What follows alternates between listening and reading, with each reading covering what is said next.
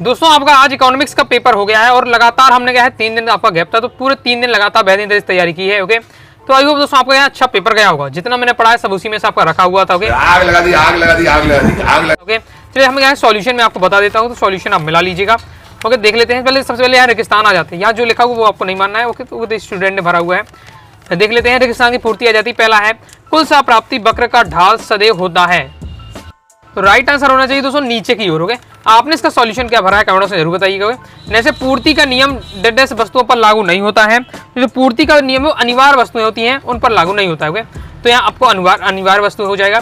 जैसे पूर्ण प्रतिस्पर्धा बाजार में विक्रेता क्या डेड वस्तुओं का विक्रय करता है, तो इसका राइट आंसर हो जाएगा समान वस्तुएं होती है। तो राइट आंसर हो जाएगा आपका क्या है, सामान्य वस्तुएं या समरूप वस्तुएं हो जाएगी। सामान्य वस्तुएं लिख देते तो भी सही है, समरूप वस्तुएं भी तो भी आपका सही माना जाएगा। कृषि समर्थन कार्यक्रम द्वारा सरकार कुछ कृषि पदार्थों के लिए तय की गई कीमत को क्या है, तो उसको कहते हैं हम, इसका राइट आंसर हो जाएगा न्यूनतम समर्थन मूल्य। क्या कहते हैं, न्यूनतम समर्थन मूल्य, आपको रखना था। नेक्स्ट जॉन मेनार्ड किन्स की प्रसिद्ध पुस्तक the general theory of employment index and money, ये आपके सामने प्रकाशित हुई 1936 में प्रकाशित हुई है।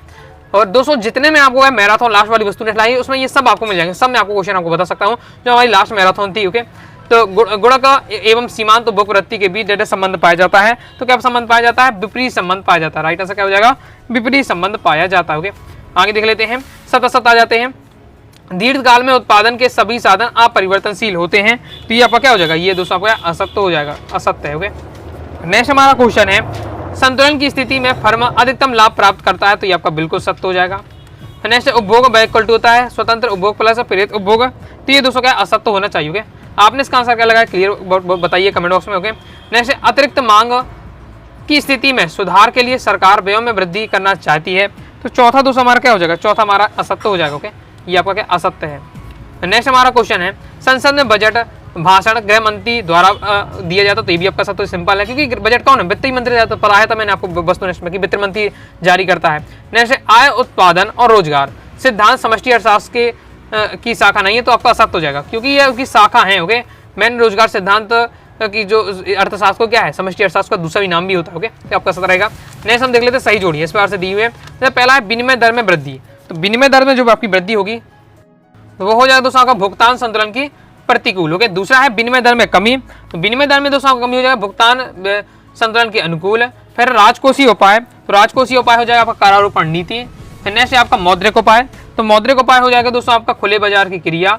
फिर नेक्स्ट है आपका कोक और पेप्सी, कई बार मैंने आपको ये बताया स्थापन वस्तुएं, ये हर बार मैं वस्तुएं पढ़ाते समय क्वेश्चन आंसर समय मैंने आपको जब स्थापन वस्तुएं समझा रहा था, तो आपको क्या है जब मैं पूरक वस्तुएं समझा था मैंने आपको बताया था कोक और पेप्सी क्या है आपकी स्थापन वस्तु है, चाय और कॉफी क्या है स्थापन वस्तु। एग्जांपल में समझा था। पेन और स्याही के देखिए मैं एग्जांपल हमेशा दे रहा, बैट बॉल का, पेन स्याही का और कार पेट्रोल का, ये 3 एग्जांपल में हमेशा देता था। आपका पूरक वस्तु का वो आपका आ गया है। ओके, तो ये आपका क्या पूरक वस्तु हो जाएगा, तो ये आपका हो जाएगा छठवां। नेक्स्ट है मोटे अनाज, तो मोटे अनाज क्या है गिफिन वस्तुएं है। ओके, सिंपल मैंने आपको पूछा भी था कि गिफिन वस्तुएं क्या होती हैं, समझाया भी था आपको, तो आपने सभी ने इसका आंसर भी दिया था। तो बन ही गया होगा। नेक्स्ट है एक शब्द एक वाक्य में उत्तर देख लेते हैं। पहला है अल्पकाल में फर्म की पूर्ति का वक्र किस प्रकार का होता है। ओके, तो यू आकार का होना चाहिए। क्लियर आंसर दोस्तों आपको कमेंट बॉक्स में बताना है, क्लियर आंसर आप कमेंट बॉक्स में बताइए। किस वर्ष में अमेरिका एवं यूरोप के देश में महामंदी प्रभावित हुई थी, तो महामंदी का मैंने आपको बताया था, क्वेश्चन आपको महामैराथन में प्रैक्टिस कराई थी, महामंदी का इंपॉर्टेंट है, तो ये आपका आ चुका है 1929 में।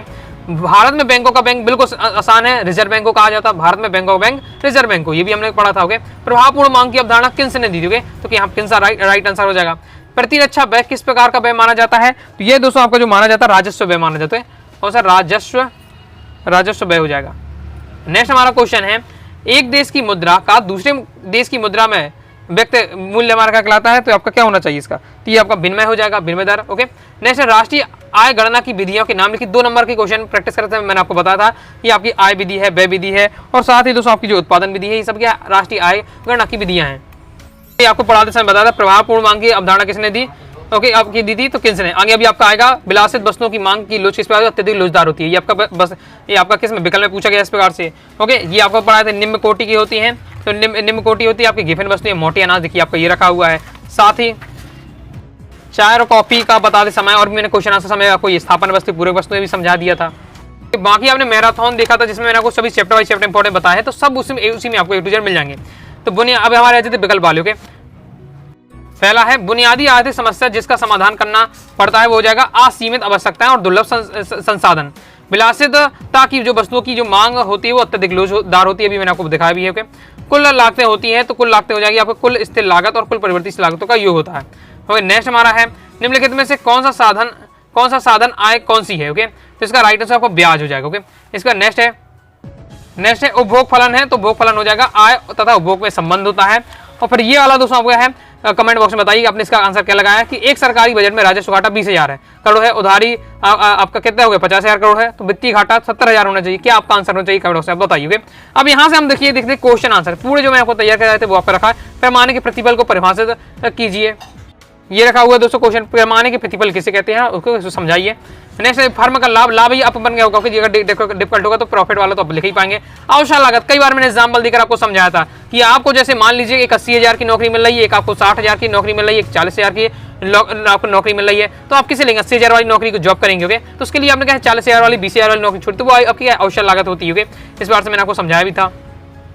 नेक्स्ट आपका पूर्ण प्रतिस्पर्धी बाजार की कोई दो विशेषताएं, ये आपका रखा हुआ पूर्ण प्रतियोगी या प्रतिस्पर्धी बाजार की विशेषताएं। हमने 3 नंबर में समझा, 2 नंबर क्वेश्चन आ गया। ओके, आप 2 पॉइंट लिख देता। नेक्स्ट देख लेना, देखिए हम कब कहते हैं कि बाजार में किसी वस्तु की अधिमांग है अधिपूर्ति है। दोनों मैंने क्वेश्चन आपको तैयार कराए थे। देखिए पहला तो आपको ये बताया कि हम कब कहते हैं कि बाजार में किसी वस्तु क्या है अधिमांग है। आगे आपका ये दिया हम कब कहते हैं कि बाजार में किसी वस्तु की अधिपूर्ति। तो ओके, मैंने अलग अलग आपको बताए थे, लेकिन आपको यहाँ एक साथ पूछ लिया गया है, तो ये आपसे बन जाना चाहिए था। ओके, अगर पढ़ के गए हुए। नेक्स्ट देखिए आपको तैयार कराया था निम्नतम निर्धारित कीमत की सुपरिचित उदाहरण आपको देना, और मैंने तो उदाहरण देना था, मैंने बताया था परिभाषा आए, लेकिन मैंने आपको उदाहरण तो रहता ही है। ये सीधा आपका क्वेश्चन रखा हुआ है। निम्नतम निर्धारित कीमत किसे कहते हैं, उदाहरण देकर आपको यहाँ बताना है। ओके, नेक्स्ट हमारा देखिए यहाँ दोस्तों आपको क्या है, ये फुल फॉर्म आप कर सकते थे। GDP का आपको फुल फॉर्म बन जाता है। ओके, NDP का आपका NDP का फुल फॉर्म, WBI का फुल फॉर्म है, CPI का फुल फॉर्म है। ओके, माल सूची को आपको परिभाषित करना था। उत्पादन के कारकों के नाम और उनके क्या परिश्रमिक लिखने थे। ओके, तो माल सूची नहीं बताया तो ये आपको उत्पादन के कारक के नाम लिखना था, ये उत्पादन के कारक के नाम लिख देते हैं। ये पूरे आपके रखे हुए क्वेश्चन यहाँ से देख लेते हैं। नेक्स्ट हम देख लेते हैं स्टॉक एवं प्रवाह को परिभाषित कीजिए। भाई साहब ये रखा हुआ है स्टॉक और प्रवाह को, ये बताते स्टॉक और प्रवाह को अब परिभाषित कीजिए, परिभाषा बस लिख देते। मैंने आपको अंदर समझाया तो यही समझाया था कि अगर विशेषताएं आती स्टॉक के बारे में लिखी तो ये बता देना, प्रवाह के बारे में तो ये लिख देना, अंतर आता तो दोनों बता देते। बाकी आपका क्या पूछा जा रहा स्टॉक और आपको प्रवाह को परिभाषित करना था, उनके बारे में आपको लिख देते, जो परिभाषा आपको सीधे यहाँ दी थी। अंतर पड़ा होगा तो बन गया होगा। ओके, भारतीय रिजर्व बैंक के आपको कार्य दिए हुए, ये आपको बताया था। सीमांत उपभोग प्रवृत्ति आपका रखा हुआ है, ये तो सीधा आपको एक दिष्ट अधिमान बताया था, ये रखा हुआ क्वेश्चन। ओके, मैं आपको बताते भी जा रहा हूँ, मैंने कहाँ पढ़ा एक दिष्ट अधिमान को आपको समझाइए पूरा, मैंने आपको यहाँ ये पूरा आपको समझाया था। ओके, तो सब जो इंपॉर्टेंट मैंने आपको 3 दिन में तैयारी कराई पूरा उसी से आपका रखा हुआ है। ओके, देखिए अधिमान अनधिमान बकरों की दो लक्षण विशेषता का है, ये बताया था आपका, ये लिखा हुआ है। ओके, चाहे अनादिमान बकर का है, तटस्था बकर का बताया था, इसकी विशेषता ये लिखी हुई, इसको समझाया था, ये पूरा दिखा हुआ है। ओके, यहाँ 3 नंबर में समझाया, आपका 2 नंबर में क्वेश्चन आ जाता है। इसके बाद ये वाला आपको तैयार किया जाता है, इसमें क्या है अज्ञात राशि ज्ञात करनी है, इकाइयां दी है, कुल उपयोगिता दी है, सीमांत उपयोगिता दी है, संबंध आपको पता होगा तो आपसे आसानी से बन जाएगा। संबंध मैंने इसी टाइप के क्वेश्चन 1-2 आपको प्रैक्टिस कराए थे। यहाँ दोस्तों हम लोग मैं क्या पढ़ाते समय आपको यहाँ समझाया था, ये आपको पूरी तालिका के माध्यम से। ओके, नेक्स्ट देखिए आपका ये आपका रखा हुआ क्वेश्चन, ये रखा हुआ है सरकारी बजट के किन्हीं 3 उद्देश्यों की व्याख्या कीजिए। और ये क्वेश्चन आपका 3 नंबर में है, मैंने आपको 4 नंबर में पढ़ाया था। सरकारी बजट के उद्देश्यों को महत्व या उनके सरकारी बजट के उद्देश्य या महत्व लिखिए, ये बार पढ़ा था। ये आपका हिसाब देखा उद्देश्यता और आर्थिक नियंत्रण, ये आपका पूरा दिया हुआ, इतना आपको लिखाना था 3 पॉइंट, तो आपको नंबर मिल जाते हुए। नेक्स्ट देख लेते हैं। नेक्स्ट यहाँ आपको ये तैयार करा था विदेशी विनिमय दर को प्रभावित करने वाले 3 तत्व लिखिए। ओके, फिर ये आपका रखा हुआ देखिए, अब ये भी आपका आसान है, केंद्रीय समस्या आपको क्लियर ही होगी। ओके, नहीं है तो आपका ये आपको पॉइंट लिख ही सकते थे, केंद्रीकृत योजनाबद्ध अर्थव्यवस्था और बाजार अर्थव्यवस्था में अंतर, ये रखा हुआ आपका क्वेश्चन, केंद्रीय योजनाबद्ध अर्थव्यवस्था और बाजार अर्थव्यवस्था में आपको अंतर दिया हुआ है। ओके, फिर आगे देख लेते हैं। बाकी अगर ये भी आपका केंद्रीय समस्या वाला भी आपका रखा हुआ, साथ ही केंद्रीय समस्या क्या उत्पादन किया जाए, कैसे ओके उत्पादन क्यों किया जाए, उत्पादन कैसे किया, ये सब आपकी लिख देते। फिर नेक्स्ट में आपको क्या था श्रम की औसत उत्पादन निकालना था, सीमांत उत्पादन था, कुल उत्पाद दिया हुआ, ये तीनों संबंध में आपको तैयार करा तालिका में। ओके, यहाँ से आपको ये कर सकते, इस वाले क्वेश्चन में ये बताया था आपको। ओके, कि व्यवसायिक बैंकों के कार्यों की विवेचना कीजिए, ये सीधा क्वेश्चन ये रखा हुआ है, ये पढ़ा था आपका। व्यवसायिक बैंकों के कार्य लिखिए, आपका दिखा हुआ है, जमा राशि को प्राप्त करना, ऋण को प्रदान करना, विदेशी मुद्रा का क्रय विक्रय, इतना आपको लिखाना था। ओके, फिर 4 नंबर का तो मैंने आपको 3 नंबर एक क्वेश्चन आपको तैयार कराया था। ओके, यहाँ से आप दोस्तों कर सकते थे अत्यधिक मांग और अभावी मांग में 4 अंतर। ओके, और ये आपका रखा हुआ मांग के नियम के कोई 4 अपवादों को आपको लिखना है, ये दिया हुआ क्वेश्चन में पढ़ा था, मांग के नियम की सीमाएं अपवाद। ओके, ये क्वेश्चन आपको यहाँ तैयार करा था, इस बार से आप देख सकते हैं पूरा जो मैंने आपको बताया था सब उसी में से रखा हुआ। ओके, यहाँ जैसे मैंने आपको ये बताया, यहाँ ये भी आपको बताया था। देखिए मदद लिखनी थी आपको चालू खाते की, और आपको लिखना था पूंजी खत खाते की आपको मद है। ओके, यहाँ मैंने आपको चालू खाते की मद यहाँ को तैयार कराया था, तो पूरा A to Z मैंने आपको दिखाया भी है कि कैसा मैंने आपको तैयारी कराई थी और ये क्वेश्चन है। अब आपने ईमानदारी से मेरे साथ क्या तैयारी की हुई तो आपसे क्या पूरा पेपर बन गया होगा। कितने नंबर आने वाले दोस्तों आपको कमेंट्स में जरूर बताना है। ओके, आगे के हम सब्जेक्ट की तैयारी करेंगे तो क्या है, जो क्वेश्चन बताते जाऊँ तैयार करते जाना है। तो आई दोस्तों आपको वीडियो लाइक करके सब्सक्राइब जरूर कर दीजिएगा। साथ ही दोस्तों टेलीग्राम चैनल व्हाट्सएप चैनल को ज्वाइन कर लीजिएगा। कोई दोस्तों डाउट आता है कमेंट्स से आप जरूर पूछिएगा। मिलते हैं नेक्स्ट वीडियो में, तब तक के लिए बाय बाय।